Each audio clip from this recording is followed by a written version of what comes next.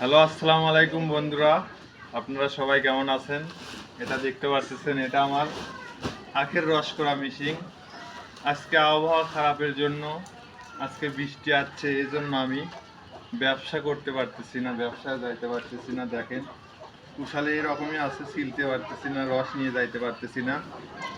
আজ দীর্ঘ 2 মাস ধরে বৃষ্টি হতেছে, নিম্নচাপ হতেছে।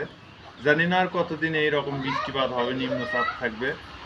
আমাদের মতো খেটে খাওয়া মানুষের জন্য এই বৃষ্টি ভালো না, আমাদের মতো গরিব মানুষের জন্য এই বৃষ্টি ক্ষতি, খারাপ।